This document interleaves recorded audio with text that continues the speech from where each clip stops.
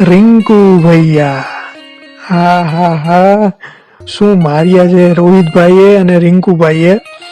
રોહિતભાઈ જે સ્કોર 4.3 ઓવરમાં 22 રન અને 4 વિકેટ હતો, તે 20 ઓવર પછી 212 રન 4 વિકેટે થયો. અને તેમાં રોહિત શર્મા 121 રન 69 બોલમાં અને રિંકુ ભૈયા 69 રન 39 બોલમાં બનાવેલા છે. અને તેમાં પણ 20મી જે કરીમ જન્નતની ઓવર હતી તેમાં 36 રન બન્યા. 36. હા, હવે અફઘાનિસ્તાન આ 213 રન બનાવવા ઉતરેલી અને અફઘાનની ટીમ પણ ઓછા લાકડે બરે એમ નહોતી હો ભાઈ. એને પણ બહુ સારી શરૂઆત કરી. તેને પહેલી 10 ઓવરમાં 85 રન બનાવ્યા વિના